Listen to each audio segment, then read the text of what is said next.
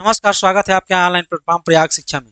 जैसे कि पता है कि लगातार हम यूपी स्पेशल की क्लासें लेकर आ रहे हैं और यूपी स्पेशल में यूपी लेखपाल, UP lower PCS, UP triple SC से जो भी संबंधित एग्जाम होने वाले हैं, चाहे एजीटी हो, चाहे एएसओ हो, चाहे बोरिंग टेक्नीशियन हो, तो उसके परिप्रेक्ष्य में जो 20 नंबर का आपका यूपी स्पेशल हो रहा है या आ रहा है, उसी के परिप्रेक्ष्य में हम लगातार क्लास लेकर चल रहे हैं। आज हम बात करेंगे कड़ा मानिकपुर की बात करें, क्योंकि पिछली क्लास में आप देखे होंगे दिल्ली सल्तनत काल के बारे में जो भी यूपी से संबंधित था सारे प्रश्नों को किया गया। फ्लो चार्ट के माध्यम, पाई चार्ट के माध्यम से हम लोग उसको पढ़ें। आज की जो टॉपिक लेकर आए, कड़ा मानिकपुर, यानी कि जो कड़ा मानिकपुर कौशाम्बी का, वहां पर हम लोग देखेंगे कहाँ वहां पे संत मलिक दास का जन्मस्थली कहाँ है, कहाँ बलवर के भतीजे इब्न ने जलाउद्दीन के खिलाफ विद्रोह किया था। तमाम जो ऐतिहासिक जो यूपी से संबंधित है उस पर हम आज चर्चा करेंगे। तो स्वागत है सभी का एक बार फिर से प्रयागराज शिक्षा में। जितने लोग चैनल पर नए जुड़े हैं वो लोग चैनल को एक बार सब्सक्राइब जरूर करें ताकि उनको नया वीडियो समय से मिल जाए। आइए शुरुआत करते हैं। आज का पहला टॉपिक लेकर आए हैं काड़ी कड़ा मानिकपुर। कड़ा मानिकपुर की अगर मैं बात करूं, ये कड़ा मानिकपुर पड़ता कहाँ है? ये पड़ता है आपका कौशाम्बी में। कहाँ पड़ता है? कौशाम्बी में पड़ता है। तो कड़ा मानिकपुर आपका जो क्षेत्र है वर्तमान समय में ये कौशाम्बी में पड़ता है। और कौशाम्बी कहाँ पड़ता है? तो ये प्रयागराज से जस्ट बगल में एक छोटा सा जिला है। प्रयागराज के बगल में क्या है? एक छोटा सा जिला है, उसी पे मैं चर्चा करने जा। कड़ा मानिकपुर कहा जाता है, कड़ा मानिकपुर किसके लिए प्रसिद्ध था? तो यहाँ पे संत मलिक दास का जन्मस्थली हुआ। और किसके लिए जाना जाता है? तो यहाँ बलबन, ये बलबन होगा, बलबन के भतीजे मलिक इब्नू ने जलाउद्दीन के खिलाफ अपना विद्रोह छेड़ दिया था। कब? 1299 में। 1299 में बलबन का जो भतीजा था इब्नू ने जलाउद्दीन के खिलाफ अपना एक विद्रोह छेड़ा था 1291 ईस्वी में। ये इसीलिए यहाँ पे जाना जाता है या प्रसिद्ध है। कहा जाता है कि जो कड़ा मानिकपुर है वहाँ अलाउद्दीन खिलजी ने यहाँ पे अपने सूबेदार को हराया था। कड़ा मानिकपुर के जो सूबेदार था उसे किसने हराया था? तो अलाउद्दीन खिलजी ने कड़ा मानिकपुर के सूबेदार को हराकर अपना वर्चस्व को स्थापित कर लिया था। इस परिप्रेक्ष्य में भी इसको सबसे महत्वपूर्ण जाना जाता है। और कड़ा मानिकपुर की विशेषता यह है कि कड़ा मानिकपुर यहाँ पे अलाउद्दीन ने अपने चाचा जलाउद्दीन की हत्या कर अपने सत्ता को पाया था। कहा जाता है कि अलाउद्दीन ने अपने चाचा जलाउद्दीन की हत्या करके अपना सत्ता स्थापित किया था। चलिए, सल्तनत कालीन की प्रसिद्ध एकता ये थी कि वहां पे सब लोग क्या करते थे? कड़ा मानिकपुर को वहां सल्तनत कालीन की प्रसिद्ध एकता के रूप में दिखाया जाता है। जो कड़ा मानिकपुर था वहां सल्तनत कालीन के जितने भी राजा हुए थे सब क्या करते थे? संयुक्त होकर रहते थे। तो कड़ा मानिकपुर को एक लोगो, एक सिंपल के तौर पर देखा जाता है कि सल्तनत कालीन सभी राजा वहां एकता के रहते हैं, इसीलिए उसको प्रसिद्ध माना जाता था। कहा जाता है कि यहाँ पे जो नदी जो गई थी ये गंगा यमुना के दोआबी क्षेत्र में जो बसा हुआ कड़ा मानिकपुर था। यहाँ पे राजाओं का वर्चस्व काफी रहा दिल्ली सल्तनत के समय की। आइए अगले की मैं बात करता हूँ। अगले की मैं बात करूँ तो बात करेंगे मध्यकालीन के लिए विकसित स्थापत्य। कहा गया कि मध्यकाल में जो राजा थे वो कुछ राजाओं ने अपना स्थापत्य या कला का विकास किया। उस स्थापत्य कला में कौन कौन राजा किस किस तरह से विकास किए उस पर हम चर्चा करने चल रहे हैं। अगर मैं बात करूं मध्यकालीन में जो स्थापत्य का विकास होता है वो दो तरीके से किया जाता है। एक जो दिल्ली सल्तनत में जो सरकी शैली थी, जो सरकी राजा है, सरकी तो उनको कहा जाता था सरकी शैली। और जो मध्यकाल में मुगल वंश आए तो मुगल वंशों ने एक अपना स्थापत्य का नाम दिया मुगल शैली। अब सरकी शैली में देखेंगे सरकी शैली में क्या क्या किसका किसका निर्माण होता है। तो सरकी शैली में आप देखेंगे जौनपुर का नाम सुने होंगे। जौनपुर में का जो अटाला मस्जिद बना था वो किस शैली से बना था? तो ये सरकी शैली सरकी से बना था। किसने बना? तो सरकी शासकों ने द्वारा बनाया गया। कौन? अटाला मस्जिद। अब अगर मुगल की मैं बात करूं तो मुगल शासक जब आए तो वहां पे मुगल शैली का विकास हुआ। तो मुगल शैली का सबसे प्रतीक अच्छा क्या माना जाता? आगरा में ताजमहल। आगरा का ताजमहल किसके शैली से बनाया गया? किस स्थापत्य के समय बनाया गया? तो मुगलों के द्वारा बनाया गया, इसलिए इसे मुगल शैली कहा जाता है।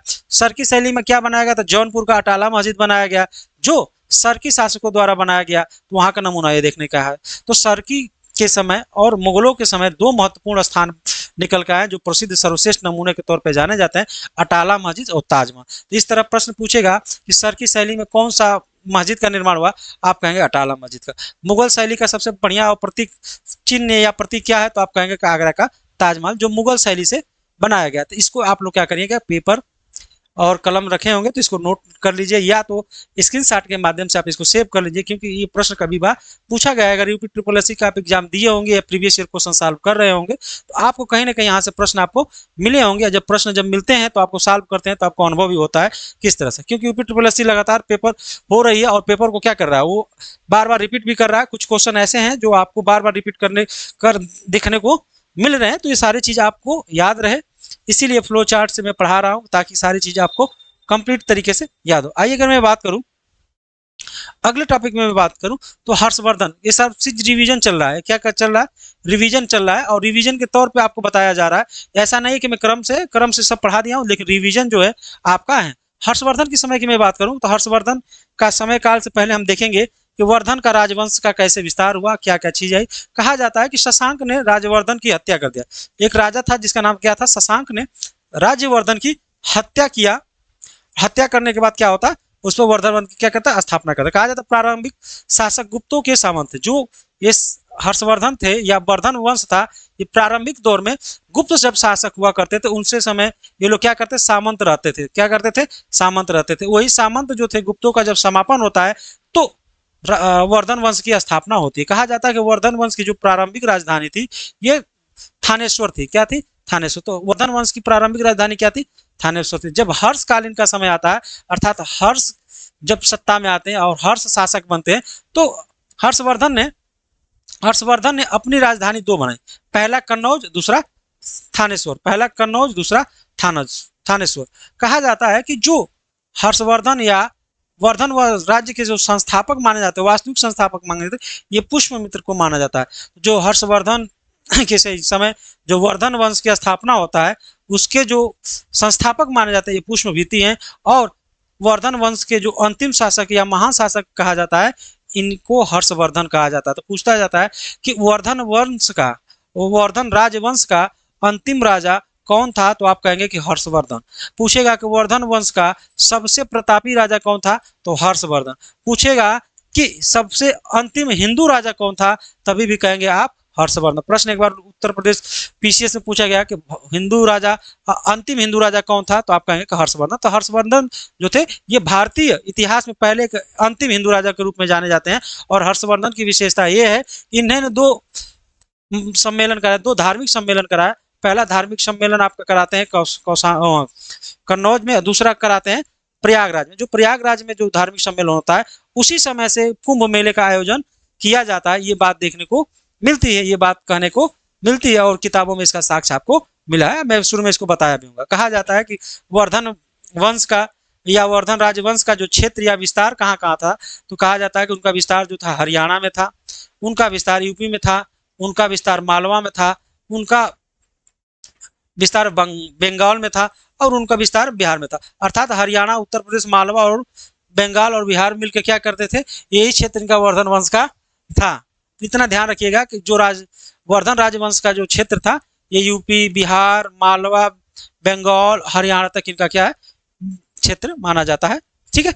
अब कहा जाता है कि इसकी वर्धन राजवंश की हमको जानकारी कहाँ से प्राप्त होती है, तो इनकी जानकारी का स्रोत क्या था, तो कहा जाता है कि एक लेख मिला था। कहाँ का लेख मिला था, बांसखेड़ा, नाम सुने होंगे। बांसखेड़ा जो लेख था वहीं से हमको एक साक्ष्य मिला था, और साक्ष्य मिला था क्या, कि मधुबनी अभिलेख भी वहां से मिला था। क्या मिला था, मधुबनी अभिलेख, और श्रावस्ती से भी उनका साक्ष्य देखने को मिलता था। पहला साक्ष्य तो मिला बांसखेड़ा से, जो बांसखेड़ा कहाँ पड़ता है, सहारनपुर में पड़ता है। दूसरा साक्ष्य हमको मिला था मधुबनी अभिलेख जो बिहार में पड़ता है, वहां से श्रावस्ती की बात चलती थी, श्रावस्ती के क्षेत्र का जो बात हुआ था वो मिला था। तो दो जगह से हमको राजवर्धन वंश की साक्ष्य मिलते हैं, स्रोत मिलते हैं, कैसे कैसे इनका डेवलपमेंट है, कैसे कैसे इनका विकास हुआ। और प्रारंभिक क्षेत्र में जो था वर्धन और राजवंश का जो प्रारंभिक क्षेत्र था वो प्रारंभिक क्षेत्र का था आपका हरियाणा से शुरुआत होती है, और धीरे धीरे हरियाणा, यूपी, मालवा और बंगाल और बिहार को ये जीतते जाते हैं। और सबसे प्रतापी राजा है जो हर्षवर्धन का नाम आप बार बार सुन रहे होंगे। ठीक है। ये सारी चीज आप क्या है, आप आपकी स्क्रीन पे, और आप इसको क्या कर सकते हैं, स्क्रीनशॉट ले सकते हैं और इसको सेव करके रख सकते हैं। या तो आप बैठ के सुन रहे हो तो पेपर और पेंसिल से क्या है, डायग्राम को बना सकते हैं। जब इस तरह से बनाएंगे, इस तरह से लिखेंगे, तो आपको 50% चीजें उसी समय याद हो जाती है, और आपको कोई तकलीफ नहीं होती किसी चीज को पढ़ने में। तो ये सारी चीजें आपके लिए बहुत इजीली उपलब्ध करा दिया जाएगा आसान तरीकों से, ताकि भाषा भी आसान रहे, इसकी लिखावट भी आसान रहे, ताकि आप पढ़ें तो आपको एक बार चीजें क्या समझ में आ जाए। चलिए आइए अगले टॉपिक पे चलता हूँ। अगला टॉपिक आपके स्क्रीन पे आ गया, कन्नौज में ऐतिहासिक और भौगोलिक महत्व। कन्नौज की अगर मैं बात करता हूँ, कन्नौज किसके लिए है, तो कन्नौज का जो ऐतिहासिक और भौगोलिक महत्व था, आइए उसकी मैं बात करता हूँ, क्या क्या उसकी विशेषता रहेगी कन्नौज की। अगर मैं कन्नौज की स्पेशली बात करूं, तो कन्नौज को इत्र नगरी भी कहा जाता है। इस समय वर्तमान में अगर मैं बात करूं, कन्नौज को क्या करता है, इत्र नगरी या खुशबू नगरी भी कहा जाता है। तो उसी पे मैं चर्चा करूंगा, और चर्चा इसलिए करना इंपॉर्टेंट हो जाता है क्योंकि हर्षवर्धन के समय में उसकी महत्वपूर्ण राजधानी हुआ करती थी, कौन, कन्नौज। कहा जाता है कि कन्नौज की जो राजधानी है, जो कन्नौज की राजधानी बनाया गया था, ये किस नदी के तट पर बनाया गया था, ये गंगा यमुना का द्वाबी क्षेत्र, गंगा यमुना के किनारे जो बसा हुआ कन्नौज था, ये द्वाबी था। यहाँ की मिट्टी उर्वर और देहाती टाइप की थी, जो उपजाऊ होती थी। कहा जाता है कि हर्षवर्धन जो था देहाती और मखमली चीजों के लिए वहां बहुत फेमस था, इसीलिए हर्षवर्धन उसको अपनी राजधानी बनाया।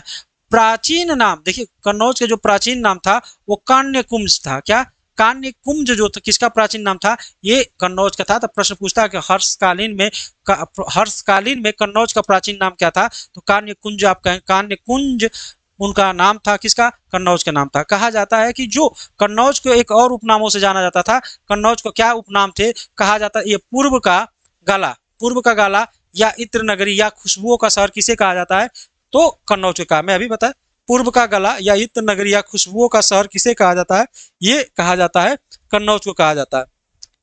और क्या कहा जाता है, इसे सुगंधुओं का शहर का है, सुगंधित शहर भी किसे कहा जाता है, ये इत्र किसको कहा जाता है, कन्नौज के कहा। अगर मैं बात करूं वर्तमान में, मैं बात करूं तो वर्तमान की स्थिति यहाँ का जो सांसद है, वर्तमान में यहाँ के सांसद अखिलेश यादव हैं।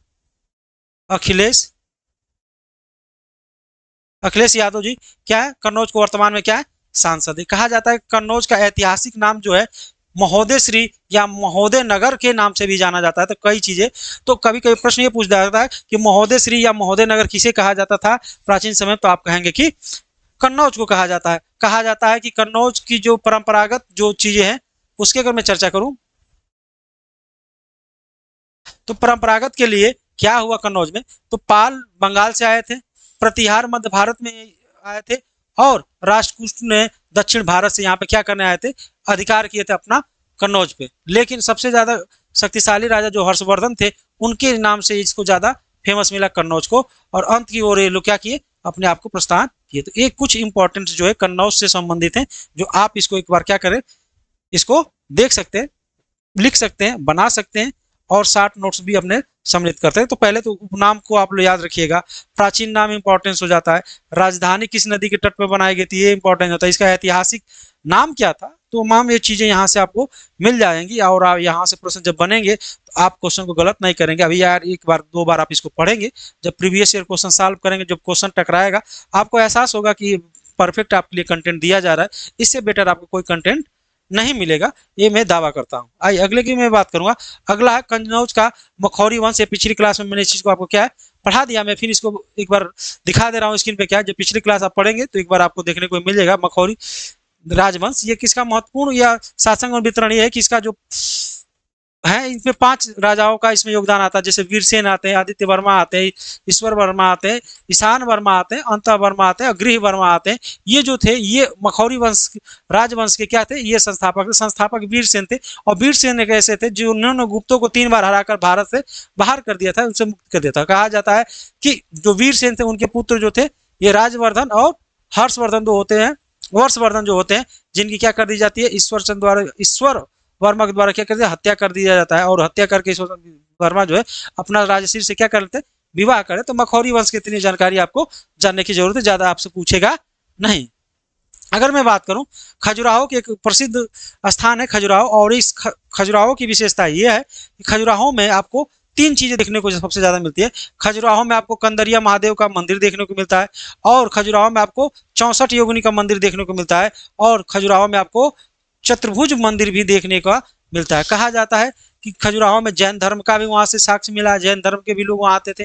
कहा जाता है कि जो खजुराहो का जो मंदिर है चंदेलों के द्वारा बनाया गया था, और चंदेलों ने खजुराहो को अपनी आध्यात्मिक राजधानी बनाई थी। आध्यात्मिक राजधानी क्या बनाई थी। ये खजुराहो कहाँ पड़ता है, तो ये एमपी में पड़ता है, ध्यान रखिएगा इस चीज को, ठीक है।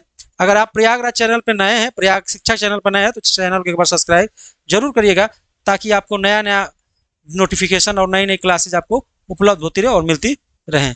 तो मिलते हैं अगली क्लास में, तब तक के लिए जय हिंद, जय भारत।